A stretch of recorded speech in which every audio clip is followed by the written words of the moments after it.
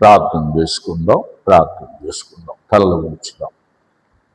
దేవుని సన్నిధిలో మనం కనిపెడదాం. దేవుని సన్నిధిలో ఇంతవరకు దేవుడు పాటల ద్వారా మహిమ పొందుకున్నాడు. చక్కగా ఉపవాసం ఉన్న వారందరూ దేవుని సన్నిధిలో ఈ రీతిగా ప్రభుని స్తుతించటానికి ప్రభు ఇచ్చిన కృప. ఇంతవరకు పాటల్లో ఆయన స్వరాన్ని మనకిచ్చాడు. అట్లాగనే ప్రార్థనలో పోరాడేటువంటి ఆ తీవ్రతను మనకిచ్చాడు దేవుని సన్నిధిలో. అట్లాగని చివరిగా కొద్ది నిమిషాలు ప్రభుని మాటలను మనం జ్ఞాపకం చేసుకుందాం. స్తోత్రములు నాయన, స్తోత్రములయ్యా, స్తోత్రములు తండ్రి, స్తోత్రములయ్యా. మహోన్నతుడా, మహోన్నతుడా, మహాగణుడా, మహాగణుడా, పరిశుద్ధుడా, పరమ తండ్రి, పరమ తండ్రి, పరమ తండ్రి, కృతజ్ఞతా స్తోత్రాలు తెలియచేస్తున్నాను తండ్రి. ప్రియ పరలోకపు తండ్రి, నీ పాదాలకు స్తోత్రములయ్యా. నమ్మదగిన దేవుడవు, నమ్మదగిన దేవుడవు, ఆశ్చర్యకరుడవు, ఆలోచనకర్తవయ్యా, నీ స్తోత్రాలు. ఈరోజు నాయన ఈ ఉపవాస ప్రార్థనలో ఇంతవరకు కూడా మీరు నాయన మంచి స్వరాలను బిడలకిచ్చి చక్కగా నిన్ను ఆరాధించుటకు, నిన్ను స్తుతించుటకయ్యా మీరు మాకు అనుగ్రహించిన కృపను బట్టి కృతజ్ఞతా స్తోత్రాలు చెల్లిస్తున్నాం. అట్లాగనే ప్రార్థనలో కూడా బలమైన ప్రార్థన ఇచ్చావు తండ్రి. బిడలకి ప్రార్థనలో పెనుగులాడేటువంటి స్థితిని ఇచ్చావు తండ్రి. నీకు వందనాలు. యాకోబు గారు ఏ విధంగా పెనుగులాడాడో తండ్రి, భవిష్యత్ కాల దీవెనల కొరకు, ఆశీర్వాదాల కొరకు, ఆత్మ సంబంధమైన జీవితం కొరకు పెనుగులాడాడో అచిరీతిగానే బిడలు ఆత్మ సంబంధంగా ఎదగాలని అయా బిడలు పెనుగులాడుతూ ప్రార్థించారు. ప్రార్థనలన్నీ మీరు ఆలకించినందుకు స్తోత్రాలు. ఈ సమయంలో ఈ మాటల్లోనికి వెళ్తుండగా దీన సేవకునైన నన్ను కనికరించయ్యా. మరలా బిడల మధ్యలోనికి చేర్చి క్షేమంగా రీతిగా క్రమములో మేమందరము కలుసుకొని అయ్యా నేను గణపరచడానికి మీరు ఇచ్చిన కృపేనయ్యా. వందనాలు. చెప్పనయ్యుంటున్న నాకు కూడా మీ జ్ఞానం తండ్రి, మీ జ్ఞానం, నీ శ్రేష్టమైన జ్ఞానముతో నడిపించి తండ్రి మాట్లాడి మహిమ పొందుకోమని ప్రార్థిస్తున్నానయ్యా. అట్లాగనే నీ మాటలు వినబోతున్నా మా బిడలైన వారందరికీ వినేటువంటి చెవి, గ్రహించే మనస్సు, గైకొనే జీవితాన్ని తండ్రి పగటి కాలంలో మాకందరికీ దయచేయమని ప్రార్థిస్తూ ఇక్కడ వారి నిమిత్తమే కాదు, లైవ్ ద్వారా ఎంతమంది యూట్యూబ్ ద్వారా మీడియా ద్వారా నీ వాక్యం వినడానికి సిద్ధపడుతున్నారో అలాంటి ప్రతి ఒక్కరిని మీ హస్తాలకు అప్పగించుకుంటూ వాక్యము ద్వారా ఈ ఉపవాస ప్రార్థనలో మమ్మల్ని బలపరిచి నీ నామానికి మహిమ తెచ్చుకోమని క్రీస్తు నామములు అడుగుతున్నాము తండ్రి. ఆమేన్. హల్లెలూయా, హల్లెలూయా, హల్లెలూయా. దేవునికే మహిమ కలుగునుగాక. ఆమేన్. దేవుని స్తోత్రం. కూడి ఉన్న మీ అందరికీ నా నిండు మనసుతో వందనాలు తెలియజేస్తున్నాను. దేవుడు మనల్ని ప్రేమించి మరలా మీ మధ్యలోనికి రావటానికి అనుకుంటున్నారా? పాస్టర్ గారు ఎక్కడికి వెళ్ళారని 4 రోజులు నేను లేని ఊళ్ళో కాబట్టి మళ్ళా 9ంటికి వచ్చి స్నానం చేసి చక్కన ప్రార్థనలో కూర్చోవటానికి దేవుడు కృపనిచ్చాడు. మరలా సమస్త కార్యక్రమాలన్నీ కూడా ఆ కృప ద్వారా మరి దేవుడు ముగించుకొని మరలా క్షేమముగా ప్రయాణాల్లో సమస్త విషయాల్లో ఆయన సన్నిధి మనకు తోడుగా ఉంచి మరలా మీ అందరి ప్రార్థనల ద్వారా అందరం కలుసుకొని ప్రభుని ఆరాధించుటకు, ప్రభుని గణపరుచుకున్నటకు ప్రభు ఇచ్చిన కృపను బట్టి మరొకసారి స్తోత్రం చెల్లిద్దామా? అందరం కూడా హల్లెలూయా. యాక్టివ్గా ఉన్నారు అందరూ, సంతోషంగా ఒక్కసారి స్తోత్రం చెప్పండి. అంతేనా? సంతోషం గట్టిగా ఇంకొక్కసారి. దేవునికి మహిమ కలుగునుగాక. ఆమేన్. ప్రియమైన దేవుని పిల్లారా, అందరూ ఎట్లాగున్నారు ప్రభు సన్నిధిలో? పోయిన శుక్రవారం నుంచి ఈ శుక్రవారం వరకు ఎట్లాగున్నారు అందరూ? క్షేమంగా ఉన్నారు. దేవుడు మనల్ని క్షేమంగా ఉంచాడు. ఇటు వెళ్తున్నా, మీరందరూ ఏ పనికి వెళ్తున్నా, పొలాలకు వెళ్తున్నా, ఇటు వెళ్తున్నా, ప్రయాణాల్లో దేవుడు క్షేమంగా ఉంచి మరలా శుక్రవారం ఇటువంటి ప్రార్థనలో మనం కలుసుకొని ఆయనను గణపరచటానికి కేవలం దేవుడిచ్చిన కృప తప్ప మరొకటి కానే కాదు. మరి ఆయన ప్రేమామయుడు, అత్యున్నతమైన ప్రేమామయుడు. మనల్ని ఎంతగానో ప్రేమించి కనికరించి మన పట్ల దేవుడు అనుక్షణము మనలను కాచి కాపాడుతూ ఉన్న దేవునికి మహిమ కలుగును గాక. మంచిది. పోయినటువంటి శుక్రవారం వాక్యం గుర్తుందమ్మా? ఏం చదువుకున్నాం మనం పోయిన వారం? అమ్మా చదువమ్మా, చెప్పమ్మా.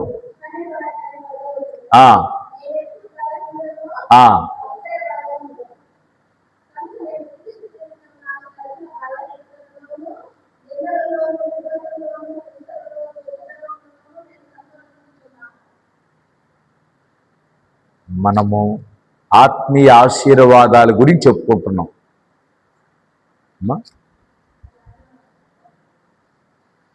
ఆత్మీయ ఆశీర్వాదాలలో ఎన్ని చెప్పా మీకు? 6 చెప్పా. 6వది కూడా చెప్పా. అదే ఆత్మీయ ఆశీర్వాదాలలో ఆత్మ సంబంధమైన దీవెనలు, శరీర సంబంధమైన దీవెనలు కాదు అమ్మా, అవునా? ఇప్పుడు మనం శరీర సంబంధమైన దీవెనల కోసం ప్రార్థన చేశాం. ఏమని? అయ్యా వర్షం, ఈ పంటలు, ఆరోగ్యవి, వాళ్ళెట్ట, వాళ్ళని ముట్టు, వీళ్ళని ముట్టు. ఏంటి? ఈ లోకంలో మనకు ఏం కావాలో శరీర సంబంధంగా మనం అడిగాం. కానీ దేవుడు ఏం అడగమన్నాడు? ఆత్మ సంబంధమైన ఆశీర్వాదం అడగండి. అబ్బా, ఆత్మ సంబంధమైన ఆశీర్వాదాల్లో మొట్టమొదటి ఆశీర్వాదం చెబుతారా గుర్తున్న వాళ్ళు? ఎవరు గుర్తులేదా? దేవుని ఎదుట పరిశుద్ధంగా బ్రతకటమే ఆత్మీయ దీవెన. ఆయన ఎదుట పరిశుద్ధంగా బ్రతకటం. రెండవది, మర్చిపోతున్నారా అమ్మా? వాక్యం మర్చిపోకూడదు. ఎన్ని పనులు ఉన్నా, ఎన్నున్నా అమ్మా. రెండవది, ఆయన ఎదుట ఏ లోపము లేనివారుగా బ్రతకటమే రెండవ ఆశీర్వాదం. మూడవ ఆశీర్వాదం ఏవి చెప్తారు? మూడవ ఆశీర్వాదం ఏంటిది?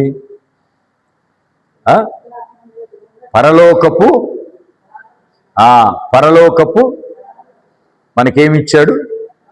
తాళం ఇచ్చాడు. 3, 4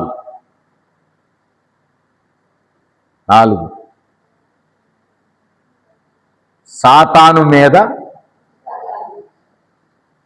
నేను చెప్తుండే గుర్తొస్తున్నాయి కదా దేవుని మాటలు.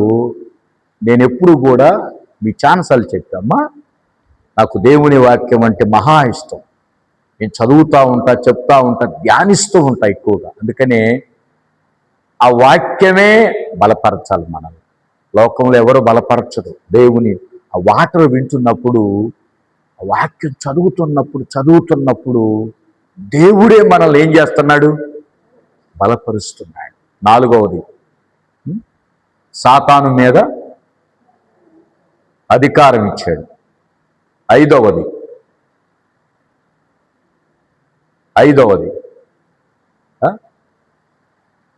సాతాను మీద అధికారం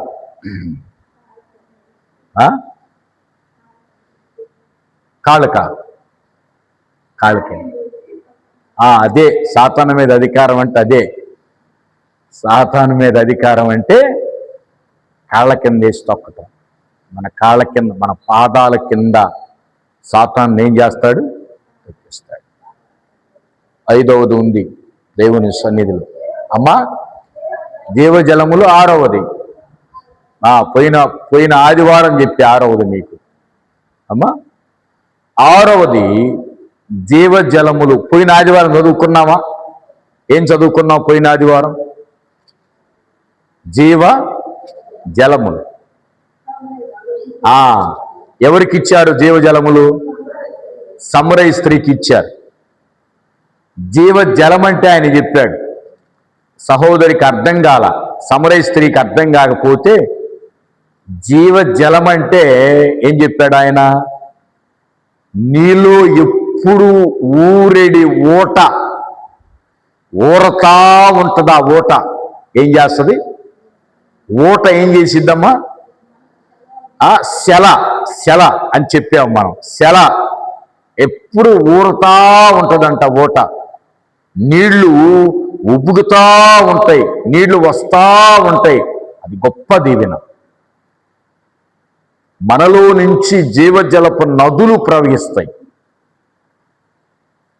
పాస్టర్ గారు ఏం కాని రావట్లేదేంది, నా పొట్టలో నుంచి ఏం రావట్లేదేంది, లోపలికి వేస్తున్నాను తప్ప రావట్లేదేంది అనుకుంటున్నారా? మనలో నుంచి ఏం ప్రవహిస్తాయి అంట? జీవజల నదులు. అంటే జాగ్రత్తగా మనం గమనిస్తే ఆ స్త్రీ నదులు జీవజలాన్ని తీసుకొని వెళ్ళింది, తాగి వెళ్ళింది. అందరి హృదయాలలో నింపిందా లేదా? ఆమె ఏం చేసింది? చూద్దాం ఏం చేసిందో. ఆ జీవజలము దేవుడు ఏమన్నాడంటే, నీలో నీటి ఊరతా ఉంటుందని చెప్పాడు. చెప్పాడా లేదా? యోహాను సువార్త 4వ అధ్యాయం 14వ వచనం చదవండి. ప్రభు చెప్పిన మాట విందాం ఒకసారి. నేనిచ్చు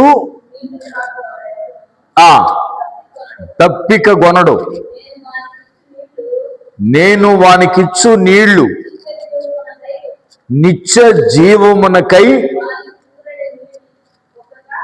నీటి బుగ్గగా ఉండునని ఆమెతో ప్రభు ఏమన్నాడంటే, అందుకు యేసు 13వ వచనం, ఈ నీళ్లు త్రాగు ప్రతివాడు మరలా దప్పిగొంటాడు. ఏ నీళ్లు? ఈ బావిలో నీళ్లు త్రాగు ప్రతివాడు దప్పిగొంటాడు. ఈ నీళ్లు త్రాగు ప్రతివాడు మరలా దప్పిగొనను. నేనిచ్చు నీళ్లు త్రాగువాడు ఎప్పుడునూ దప్పిగొనడు. నేను మీకు నీళ్ళు ఇస్తున్నా, ఇవి తాగితే మీరు ఎన్నటికీ దప్పిక కొనడు. నేను వానికిచ్చు నీళ్లు నిత్య జీవమునకై వానిలో ఊరెడి నీటి బుగ్గగా ఉండునని ఆమెతో దేవునికి మహిమ కలుగునుగాక. ఈ నీళ్లు ఎందుకు ఇచ్చాడు ఆమెకి? ఎందుకు ఇచ్చాడు ఆమెకంటే, ఆమె నిత్య జీవములోనికి వెళ్ళాలి అంటే ఈ నీళ్లు కావాలి. అమ్మా, పాపాన్ని విడిచిపెట్టాలి. నిత్య జీవముకై ఊరెడి అన్నాడు అక్కడ. ఏమన్నాడు? నిత్య జీవమునకై వానిలో ఊరెడి నీటి బుగ్గ. మనలో ఆ స్త్రీలో దేవుడు నీటి బుగ్గనుంచాడు. ఏముంచాడు? నీటి బుగ్గనుంచాడు. ఇప్పుడు మంచినీళ్ళు ఉంచాడా, చేదు నీళ్లు ఉంచాడా? చెప్పాలి. ఇంతకుముందు ఏ నీళ్లు ఉన్నాయి? చేదు నీళ్లు. చేదు నీళ్ళు అంటే ఈ లోక సంబంధమైన పాప జీవితం చేదు నీళ్లు. అమ్మా, అర్థమవుతుందా? స్తోత్రం చెప్పండి అర్థమైన వాళ్ళు. ఇప్పుడు దేవుడు ఏమిచ్చాడు? ఆయన నీళ్ళు ఇచ్చాడు, జీవజలాన్ని ఇచ్చాడు. ఎందుకు ఇచ్చాడు ఈ జీవజలం అంటే? నిత్య జీవానికి. దేనికమ్మా? నిత్యము జీవించాలి గనుక జీవజలాన్ని ఇచ్చాడు. జీవము కలిగిన జలం. ఏ జలము? జీవము కలిగిన జలం. ఈ జలము ఆమెలో దేవుడు ఉంచినప్పుడు నిత్య జీవము ఆమె కలిగి జీవించింది. అంటే నిత్య జీవం అంటే లోకములో ఉన్న ప్రభుతోనే ఉంది, లోకాన్ని విడిచిన ప్రభుతోనే ఉంది. దాన్ని ఏమంటాం? నిత్య జీవము. సగం జీవితం కాదు. ఏ జీవితం? సగం జీవితం కాదు, నిత్య జీవము. నిత్యము అంటే ఎల్లప్పుడూ జీవించాలి. ఎవరితో జీవించాలి? ఆయనతో. దేవుని స్తోత్రం చెప్పండి. యేసయ్యతో జీవించటమే నిత్య జీవము. మనం అందరం ఎందుకు వచ్చాం ప్రార్థనకి? ఇప్పుడు ఎందుకు ప్రభువుని ఎరిగాము? ఎందుకు దేవుడు మనల్ని పిలిచాడంటే మనం అందరం ఆయనతో జీవించాలి. అమ్మా, లోకంతో జీవించడానికి దేవుడు పిలిచాడా? పిలవలా. దేవుని స్తోత్రం చెప్పండి.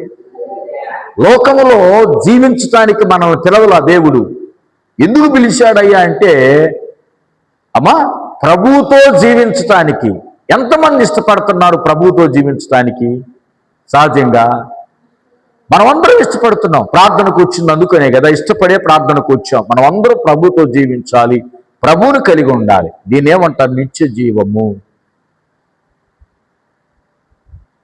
దేవుడు ఆమెను కలిగి ఉండటానికి, ఆమె దేవుణ్ణి కలిగి ఉండటానికి నిత్య జీవం అనే ఊటను దేవుడు ఉంచాడు. ఈ ఊట ఏమవుతుందంటే బొగ్గైపోయింది. ఎప్పుడు నీళ్లు ఊరతా ఉంటాయి. పాస్టర్ గారు, ఏంటండి నీటి బొగ్గ అంటారా? ఆమెలో చూద్దాం రండి. యోహాను సువార్త అదే అధ్యాయంలో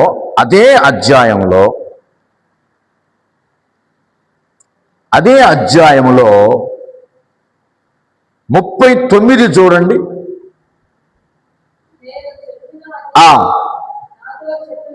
నాతో చెప్పినవన్నీ సాక్ష్యం ఇచ్చిన స్త్రీ యొక్క మాటను బట్టి ఆ ఊరిలోనే సమరయులలో అనేకులు ఆయన యందు విశ్వాసం ఉంచిరి. ఆ సమరయులు ఆయన యొద్దకు వచ్చి తమ యొద్ద ఉండుమని ఆయనను వేడుకొనిరి. కనుక ఆయన అక్కడ 2 దినములు ఉండెను.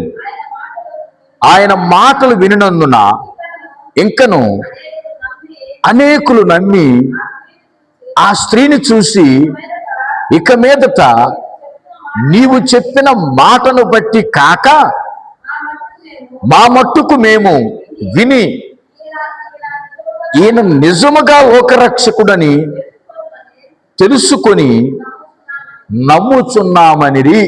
దేవునికి మహిమ కలుగునుగాక. ఇప్పుడు ఈమెం చేసింది? ఇంతకు ముందు సైలెంట్గా ఉంది. ఇంతకుముందు ఏం చెప్పింది జనాలకి?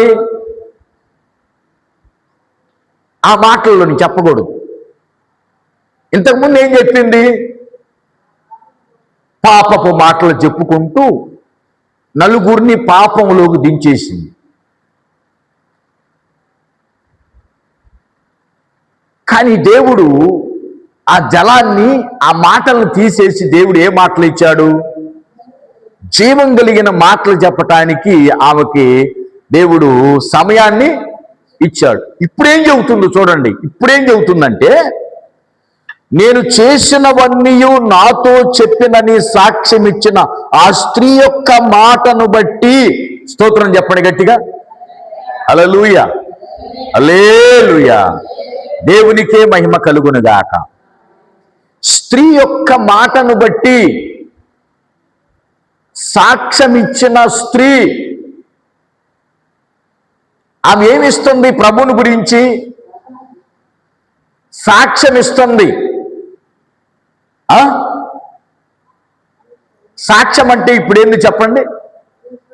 ప్రభువుని గురించి చెప్పటమే సాక్ష్యం. అమ్మా, ఇవేమిచ్చింది? ప్రభువుని గురించి సాక్ష్యం ఇచ్చింది. ఏమని? నేను చేసినవన్నీ నాతో చెప్పాడు ఆయన. ఒకప్పుడు నేను అట్లాగా తిరిగాను, ఇట్లాగా తిరిగాను, అట్లాగా మాట్లాడాను, ఇట్లాగా మాట్లాడాను. కానీ ఇప్పుడు నేను కాను, నేను మారాను. నాలాంటి వారిని మార్చిన యేసు గొప్ప దేవుడని ఆయనను గురించి ఏం చేస్తుందంటే సాక్ష్యం ఇస్తుంది. మరి మనం ఇవ్వగలుగుతున్నావా? చూడండి, దేవుడు మనల్ని మార్చిన విధానం సాక్ష్యం చెప్పాలి. ఏం చెప్పాలి? సాక్షిగా నిలబెట్టాలి. అనేకులకు మనం సాక్ష్యం చెప్పటమే జీవపు ఊట. స్తోత్రం చెప్పండి. ఆ మాటలు ఏమవుతున్నాయి? ప్రభుని గురించి చెప్పేటప్పుడంట జలము ఊరతా ఉందంట. అంటే జలం అంటే అర్థం ఏంటంటే మాటలు. ఎవరి మాటలు? యేసయ్య మాటలు. యేసయ్య మాటలు. మనం ఎప్పుడైనా గమనించండి ప్రియమైన దేవుని పిల్లలారా, ఇతరులకు మనం చెప్పాలి దేవుని విషయాలు. ఇతరులకు మనము దేవుని విషయాలు చెప్పాలి. దేవుని విషయాలు చెప్పటం అంటే అర్థం ఏంటంటే మనలో ఆ మాటలు ఊరుతా ఉండాలి. మనం జీవజలము ఊరుతున్నాయా? ఏం ఊరుతున్నాయి? లోక సంబంధంగా ఏదన్నా కూర్చుంటే ఆమెట్ట ఏమిట్ట, ఆమె ఇడ్లీ ఏమట్టు, ఆమె దోశ ఏమి చపాతి. అవునా కాదా? వాళ్ళిట్ట వీళ్ళిట్ట, ఇదిగో పాస్టర్ గారు ఇట్ట అంట, వాళ్ళిట్ట వీళ్ళిట్ట. అంటే మనము లోక సంబంధంగా విషయాలు ఎప్పుడు మాట్లాడుతూ ఉంటాం, అవి ఊరుతున్నాయి. కానీ జీవజలం అంటే ఏంటో తెలుసా? మనం ఎప్పుడూ ప్రభుని గురించి సాక్ష్యం ఇస్తాం. ఎక్కడున్నా ఎవరు దొరికినా నూతనంగా వారు, అమ్మా ప్రభువుని నమ్ముకోండి, ప్రభువుని నమ్ముకోండి, గొప్ప దేవుడు, జీవం గల దేవుడు, ఆయన నన్ను మార్చాడు, నా పట్ల కార్యాలు చేశాడు, నీ పట్ల కూడా కార్యాలు చేస్తాడు. ప్రార్థన చేసుకుందాం, దేవుని స్తుతిద్దాం, దేవుని గణపరుద్దాం. ఇవి ఏంటి? జీవజలము అంటే జీవము గల దేవుని గురించి మనం పలకటం. స్తోత్రం చెప్పండి. ఈ స్త్రీ చూడండి, సాక్ష్యం ఇచ్చింది. రెండవది, దేవుని గురించి, మెస్సయ్యాను గురించి చెప్పింది. ఆయనను గురించి మనం చెప్పటమే జీవజలం. అమ్మా, ఎక్కడైనా మనం కూర్చుంటే ఎవరికైనా మనం సువార్తను ప్రకటించామా? ఎంతమంది ప్రకటించారు సువార్తను? ఎవరికైనా ఒక వాక్యం చెప్పావా నువ్వు దేవుని గురించి? పాస్టర్ గారు చెప్పే టైం నాకాడిది. చెప్పావా? మిరపకాయలకు పోయి నువ్వు చెప్పారా? చెప్పాలి. అమ్మ, దేవుని మాటలు చెప్పాలి. దేవుని మాటలు చెబుతా ఉంటే నీలో ఉన్న ఇంక జలం ఏమైద్ది? ఇక దేవుని మాటలు చెప్పే కొంది లోపల నుంచి ఇంకా దేవుడు అందిస్తూ ఉంటాడు, నీకు అందిస్తూ ఉంటాడు. చెప్పు నా మాటలు చెప్పు. లోక సంబంధమైన చెప్పామనుకో, దేవుడంట బాధపడతాడు. అయ్యో, అవకాశం దొరికితే నా మాటలు చెప్పకుండా చూడు వాళ్ళు ఏ ముచ్చట చెప్పుకుంటున్నారో, లోక సంబంధమైన విషయాలు చెప్పుకుంటున్నారు అని పరిశుద్ధాత్మ దేవుడు దుఃఖపడతాడు. అందుకని ప్రియమైన దేవుని పిల్లలారా, ఈ దేవుని మాటలు మనం ప్రకటిస్తా ఉండాలి. యేసయ్యకు మహిమ కలుగును గాక. నువ్వు ఎక్కడున్నా సరే, నువ్వు బస్సులో వెళ్తున్నా, ట్రైన్లో వెళ్తున్నా, ఏదో పొలంకి వెళ్తున్నా, ఎవరైనా ఈ ప్రక్క వాళ్ళు ఏదైనా ఒక మాట చెప్పాలి ప్రభువుని గురించి. నన్నేమంటారు తెలుసా? జీవజలము. ఆ మాటలు చెప్పే కొన్ని ఊరుతా ఉంటాయి. దేవునికి మహిమ కలుగును గాక. ఏమండి, ఈమెలో ఉన్న జలం ఏం చేసింది? ఈమెలోనే ఉంచుకుందా? ఆ నీళ్లు 10 మందికి ఇచ్చింది. దేవునికి మహిమ కలుగును గాక. ఏ నీళ్లు? 10 మందికి ఇచ్చింది. ఇప్పుడు మనం పలహారాన్ని పంచి పెడుతున్నాం. పలహారం ఒక్కలమే తింటున్నావా, లేకపోతే 100 మందికి పంచుతున్నావా? అమ్మా, మరి తినే లడ్డు పంచినప్పుడు, తినే కారం బుంది పంచినప్పుడు, తింటున్న ఆహారం పంచినప్పుడు ఎంతలో ఉండి అంతలో అరిగిపోయేటువంటి ఆహారాన్నే మనం పంచుతున్నప్పుడు ఇంట్రెస్ట్గా దేవుని సంగతులు మనం పంచాలి. దేవుని స్తోత్రం. ఏ సంగతులు పంచాలమ్మా? దేవుని విషయాలు మనం పంచాలి. దేవుని విషయాలు మనం మాట్లాడాలి. దాన్ని ఏమంటారు తెలుసా? జీవజలపు ఓటలు ప్రవహిస్తూ ఉంటాయి. ఇక వెళ్ళింది ఆ ఊర్లో, ఇంటింటికి వెళ్ళింది, గడప గడపకి వెళ్ళింది, కనపడ్డ వాళ్ళందరికీ చెప్పింది సాక్ష్యం. దేవునికి మహిమ కలుగునగాక. కనపడ్డ వాళ్ళందరికీ చెప్పింది. అది కాక వాళ్ళెవరో తెలుసా? అటు అన్యులు కాదు, ఇశ్రాయేలీలు కాదు. అటు అన్యులు కాదు, యూదులు కాదు. ఎవరు వాళ్ళు? సమరయులు. సమరయులు అంటే యూదులు అన్ని జనుల్ని ఇష్టపడి చేసుకుంటారు, చూసారా? వాళ్ళకు పుట్టిన వాళ్ళు సమరయులు. యూదులకు దూరంగా ఉండాలి వాళ్ళు. వాళ్ళ మొహం యూదులు చూడరు. వాళ్ళ ఇళ్ళకి యూదులు బారు. వాళ్ళ ఇళ్లలో భోజనం చేయరు. వాళ్ళు ఇటొచ్చే ఒప్పుకోరు. యూదులు చేదుకున్న బావి దగ్గరికి వచ్చినా ఒప్పుకోరు. అందుకని సమర స్త్రీ అన్నది, యూదుడు అయిన నీవు సమర స్త్రీనైన మాతో మీకు సాంగత్యం లేదు కదా, స్నేహం లేదు, సహవాసం లేదు కదా, నేను మా నీళ్లు మీరు తాగరు కదా, మేము చేదిన నీళ్లు మా కడవలో మీరు తాగరు కదా అన్నది. అటువంటి వెలివేయబడినటువంటి వాళ్ళల్లో నుంచి ఒక స్త్రీని దేవుడు పట్టుకున్నాడు. దేవునికి మహిమ కలుగునగాక. ఒక స్త్రీని దేవుడు పట్టుకున్నాడు.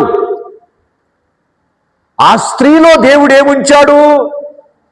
జీవజలాన్ని ఉంచాడు. ఆ మాటలు జీవపు మాటలు. జలము అంటే మాట, జీవజలం అంటే దేవుని మాటలు. అంతేగాని అవేదో నీళ్లు అనుకోబాకండి. జీవజలం అంటే ఏందనుకున్నారు? దేవుని మాటలు చెప్పటమే జీవజలం.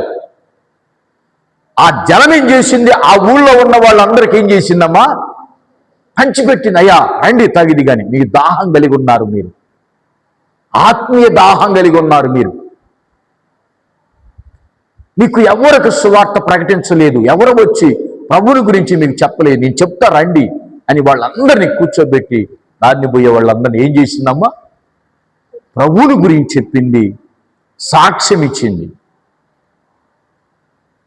మనం ఒక పాట పాడుకుంటున్నాం. మనం సాక్ష్యం అంటే ఏమనుకుంటున్నాం? మరి నా గేదె పోయింది, గేదె వస్తే సాక్ష్యం చెబుతారు అనుకున్నా. ఈ సాక్ష్యాలు కావి. గుడ్డు పోయింది, గుడ్డు వచ్చింది, సాక్ష్యం చెబుతాం అనుకున్నాయి. ఇవి కాదు సాక్ష్యాలు. జ్వరం వచ్చింది, జ్వరం తగ్గింది, సాక్ష్యం. ఉద్యోగం పోయింది, ఉద్యోగం వచ్చింది. ఇది కాదు సాక్ష్యం అంటే. బైబిల్ ప్రకారంగా సాక్ష్యం అంటే ఏంటి తెలుసా? బైబిల్ ప్రకారంగా సాక్ష్యాలంటే ఏంటి? యేసయ్య సిలువ వేయబడ్డాడు, యేసయ్య నీ కోసం ప్రాణం పెట్టాడు, యేసయ్య నీ కోసం మరణించాడు, తిరిగి లేచాడు, నీ పాపాలు సిలువలో దేవుడు క్షమించాడు, మారు మనసు బంధువని, నువ్వు పాపములో ఉన్నావని చెప్పటమే సాక్ష్యం. మనం ఏమనుకుంటాం సాక్ష్యం అంటే? ఇంకా నయ్యం, కొన్ని సాక్ష్యాలు తీసేసాం తెలుసా? నేను వచ్చిన కొత్తలో విపరీతంగా చెప్పారు, ఇట్లాగైతే లాభం లేదు, అందుకని సాక్ష్యాలు. అందుకని మెయిన్ సాక్ష్యాలు నీకు మహిమకరంగా దేవుడు చేస్తే ప్రజల్లో ఒక విశ్వాసాన్ని కలిగించే సాక్ష్యం, ప్రజల్లో నమ్మకం కలిగించే సాక్ష్యం, ఎదుటివాని హృదయాలు మార్చగలిగిందే నిజమైన సాక్ష్యం. దేవునికి మహిమ కలుగునగాక. మేన్, అవునా కాదా? అందుకని అపుస్తల కార్యం 1వ అధ్యాయంలో అపుస్తలతో ప్రభువారు ఏమన్నారో తెలుసా? ఇదిగో మీరు, నేను వెళ్ళిపోతున్నా, నేను వెళ్ళిపోయిన తర్వాత నా గురించి మీరు సాక్ష్యం చెబుతారు అన్నాడు. ఎంతవరకు? భూదిగంతాల వరకు మీరు నాకు సాక్షులై ఉంటారు. స్తోత్రం చెప్పండి గట్టిగా. గట్టిగా స్తోత్రం చెప్పండి, సంతోషంగా చెప్పండి. మరి అమ్మా నువ్వే కుర్చీలో దర్జా కూర్చున్నావు, నాకేంటి బాగలేదని. మరి అమ్మా నిన్నే దేవుని సన్నిధిలో సాక్ష్యం. ఇప్పుడు వాళ్ళు ఏం చేశారు ప్రభుని గురించి? ఎక్కడ పడితే అక్కడ సాక్ష్యం చెప్పారు. అమ్మా కుట్టినా తిట్టినా వెలివేసినా ఏం చెప్పారు వాళ్ళు? ప్రభుని గురించి ఏం చెప్పారమ్మా? నిజమైన సాక్ష్యం. ఈ స్త్రీ కూడా ఇంకా లోక సంబంధంగా ఏం చెప్పలా. నన్ను మార్చిన నా దేవుడు గొప్ప దేవుడు, మిమ్మల్ని మారుస్తాడు, మీ పాపము నుంచి విడిపిస్తాడని ఆమె ఏం చెప్పిందమ్మా? సాక్ష్యం. అనేకులు విన్నారు. ఆమె మాటలు మాట్లాడుతుంటే అనేకులు ఆశ్చర్యపోయారు. ఏమని? చదువులేని ఈ స్త్రీ ఏంటి అసలు మెస్సయ్యాని గురించి ఈ రకంగా చెబుతుంది? ఈమెకి చదువు లేదు కదా, ఈమెకి అక్షర జ్ఞానం లేదు కదా. అక్షర జ్ఞానం లేని ఈమె ఈ రకంగా చెబుతుంది ఏంటని వాళ్ళు ఏమయ్యారమ్మా? ఏమయ్యారు? ఆశ్చర్యపోయారు. దేవునికి మహిమ కలుగునుగాక. ఏమయ్యారు వాళ్ళమ్మా? ఆశ్చర్యపోయారు. ఎందుకని ఆశ్చర్యం చెప్పండి వాళ్ళకి? ఎప్పుడు ఈ స్త్రీ ఈ మాటలు చెప్పలా. ఏమని చెప్పింది? ఆ మాటలు చెప్పేది. ఏ మాటలు? బాగా రెడీ అయ్యి వీధుల మూలల్లో అక్కడక్కడ కూర్చొని చెప్పిన మాటలు, ఆ మాటలు విన్నారు. కానీ ఇప్పుడేం చెబుతుంది? బాగా రెడీ కాలా, మామూలుగా ఉంది స్త్రీ. మామూలుగా ఉంది స్త్రీ. అసలు ప్రభుని గురించి చెప్తుంది, మెస్సయాను గురించి చెప్తుంది, ప్రభు నమ్ముకోమంటుంది, నేను సమస్తం పూర్తిగా మారానంటుంది. పాత ఖాతాలు వచ్చారంట. ఏ పాత ఖాతాలంటే ఆమెతో సాంగత్యం చేసిన వాళ్ళు మగవాళ్ళు వచ్చితే ఆమె అన్నదంట, అమ్మా ఆ స్త్రీ ఎప్పుడో చనిపోయింది. ఏ స్త్రీ? పాత స్త్రీ. దేవుని స్తోత్రం చెప్పండి. వాళ్ళు ఇంటికి వచ్చేసారు మామూలుగా యథాప్రకారంగా, వాళ్ళ టైం ప్రకారంగా. నేను ఆ స్త్రీని కాదు. ఏమైంది నీకు? వద్దు, రావద్దు. నేను ఆ స్త్రీని కాదు, ఆ స్త్రీ చనిపోయింది. నేను ఇప్పుడు నూతనంగా జన్మించా. దేవుని స్తోత్రం చెప్పండి. నేను నూతనంగా జన్మించా. 2 కొరింథీ 5:17 ఉంటుంది. 2 కొరింథీ 5:17 ఏముంటుంది? ఎవడైనను క్రీస్తు నందున్న ఎడల వాడు నూతన సృష్టి. ఇదిగో సమస్తమును క్రొత్తవాయను, ఏలయనగా పాతవి గతించెను, సమస్తమును పాతవి గతించిపోయిని. ఆమె జీవితంలో గతించిపోయిని. ఆ జలము గతించిపోయింది, లోక సంబంధమైన నీళ్లు గతించిపోయిని. దేవుడు ఇప్పుడేమిచ్చాడు చెప్పండి? నూతన జలాన్ని ఇచ్చాడు. గట్టిగా చప్పట్లు కొడుతూ దేవుని నామాన్ని కనపడదాం. గట్టిగా అర్థమైతే కొట్టండి చప్పట్లు. ఏమిచ్చాడు? ఏ జలం? పాత జలమా, నూతన జలమా? నూతన జలం ఇచ్చాడు, నూతన జన్మిచ్చాడు, నూతన మనసు ఇచ్చాడు, నూతన జీవితాన్ని ఇచ్చాడు. దాన్నే జీవజలం అంటారు. అమ్మా ఇప్పుడు మనం అందరం ప్రభుని గురించి మాట్లాడుతున్నాం, చూసావా? ప్రభుని గురించి పాడుతున్నాం, చూసావా? ప్రభుని గురించి గణపరుస్తున్నాం, చూసావా? వీటిని ఏమంటారు? జీవ జలము. అందుకనే పరిశుద్ధ గ్రంథంలో యెషయా గ్రంథం 12వ అధ్యాయం దీండి ఒకసారి. యెషయా గ్రంథం 12వ అధ్యాయంలో ఉంది. ఆనందమే పరమానందమే ఆశ్రయపురమైన యేసయ్యా నీలో ఆనందమే పరమానందం. అందరూ కూడా ఆశ్రయపురమైన యేసయ్యా నీలో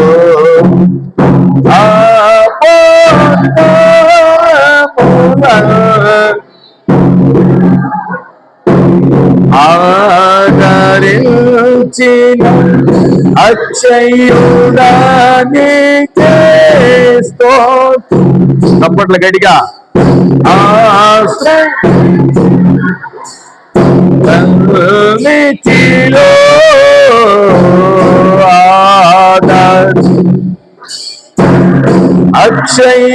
అక్షయుడానికే స్తోత్రము. ఆనందమే పరమానందమే ఆశ్రయపురమైన యేసయ్యా నీలో. హల్లెలూయా. దేవుని సన్నిధిలో యెషయా గ్రంథం 12వ అధ్యాయంలో 3-4 వచనాలు చూడండి ఒకసారి, అర్థమైంది. యెషయా గ్రంథము 12. కావున మీరు ఆనందపడి రక్షణాధారములైన ఎక్కడి నుంచి? బావులలో నుండి నీళ్లు చేదుకుంటారు మీరు. ఆ దినమున మీరిలాగందురు, యెహోవాను స్తుతించుడి, ఆయన నామమును ప్రకటించుడి, జలములలో ఆయన క్రియలను ప్రచురము చేయుడి, ఆయన నామము ఘనమైనదని దేవునికి మహిమ కలుగునుగాక. యెషయా గారు ఏమంటున్నారో తెలుసా? మీరు ఆనందపడి రక్షణాధారమైన బావుల్లో నుండి నీళ్లు చేదుకుంటారంట. ఇశ్రాయేలీయులతో ప్రవక్త గారు మాట్లాడుతున్నారు. యెషయా ప్రవక్త గారు ఏమని మాట్లాడుతున్నారు? ఇంకా కొన్ని దినాలు ఉన్నాయి, రానున్న దినాలలో మీరు సంతోషంగా ఉంటారు, ఆనందంగా ఉంటారు, గంతులేస్తారు, రక్షణాధారములైన బావుల్లో నుంచి నీళ్లు చేదుకుంటారు. ఏం చేదుకుంటారు? ఇప్పుడు ఇంతకుముందు బావిల్లో నుంచి ఏం చేదుకున్నారమ్మా? ఎంతమంది చేదారు? చేయత్తన్న అనుభవం ఉంది. ఎంతమంది బావిల్లో నుంచి నీళ్లు తోడారు కదా? నేను కూడా తోడి చేతులన్నీ ఎర్రం కందిపోయాయి. ఎన్ని చేతులన్నీ ఎర్రం కందిపోయి, చేతులన్నీ ఎర్రంగా ఉండేవి. భిక్షవతి వచ్చింది అప్పుడే ఇంటికి. పాస్టర్ గారు, ఏంది నీ చేతులు ఎర్రం కందిపోయినాయి అన్నది. ఏం చేస్తావమ్మా, పిల్లలకి నీళ్లు కావాలిగా, తల్లిగారికి నీళ్లు కావాలి, వాళ్ళు చేయాలి. అప్పుడు బావి చాలా లోతుగా ఉంది, గిలకల బావి. మరి నీళ్లు చేదుకోలే, మళ్ళీ ఇప్పుడు నీళ్లు చేది నేను ప్రార్థనకు రావాలి, స్నానం చేసి మళ్ళా కన్నీరు పెట్టుకుంది అమ్మాయి. పాస్టర్ గారు, మీరు నీళ్లు చేస్తుంటే చాలా బాధగా ఉంది, చాలా బాధ. ఏం చేస్తావు? చదాలి. నీళ్లు కావాలా? నీళ్ళు లేని పని అయిద్దా? అప్పుడు సహోదరి వాళ్ళ నర్సుల్ని కానీ ఎవరినన్నా కానీ ప్రేరేపించి పాస్టర్ గారికి ఏమి వేయించాలి? బోర్ వేయించాల్సిందే. పట్టుబట్టి తర్వాత మన బిడ్డలందరూ కూడా స్పందించి, పాస్టర్ గారు నీళ్లు చేదుకుంటున్నాడు, ఆయన చేదుకొని వచ్చి స్నానం చేసి వచ్చి మన ప్రార్థనకు కూర్చోవాలి అయ్యో అని ఏం చేశారు? ఇప్పుడు ఇంకా చేదుకునే బాధ ఉందా? దేవుని స్తోత్రం. అమ్మ, చేదుకునే బాధ ఉందా? లేదు. దేవుడు ఏమంటున్నాడు తెలుసా?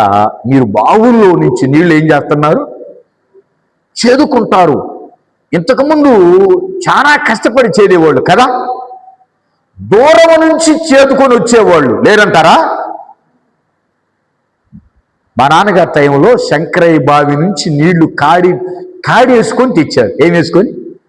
కాడి వేసుకొని తెచ్చిన అనుభవాలు ఉన్నాయి. కానీ ఇవాళ కర్రతో చిచ్చేస్తున్నారు. చిచ్చు దగ్గర కూడా పోతున్నారు. అమ్మది పోతున్నారా? అట్ట అంటాం. నీళ్ళు ఏం చేస్తున్నాయి? ఎంత ఆశీర్వాదమో! స్తోత్రం చెప్పండి. ఎంత దీవెన దేవుడిచ్చాడు. కానీ ఇశ్రాయేలుతో దేవుడు అంటున్నాడు, మీరు బావుల్లో నుంచి నీళ్లు చేదుకొని వస్తారు. ఏ బావులవి? జీవజలపు బావులో నీళ్లు చేదుకొని వస్తారు. ఆ నీళ్ళంటే ఏంటో ఏమని చెప్పాడు దేవుడు? యెహోవాని స్తుతించుడి, ఆయన నామమును ప్రకటించుడి, ఇవే నీళ్లు. స్తోత్రం చెప్పండి. అంటే ఎప్పుడు దేవుణ్ణి స్తుతించటం దేనితో సమానం? జీవజలముతో సమానం. ఎప్పుడు నీళ్లు ఊరతా ఉన్నట్టుగానే మన హృదయంలో నుంచి స్తుతులు స్తోత్రం అనే జలం ఏమవుద్దమ్మా? ఊరునుగాక. దేవుణ్ణి ఎల్లప్పుడూ స్తుతించుదుముగాక, దేవుణ్ణి ఎల్లప్పుడూ గణపరుచుదుముగాక. అంటే మనం దేవుణ్ణి స్తుతించటం, దేవుణ్ణి గణపరచటమే జీవజలం.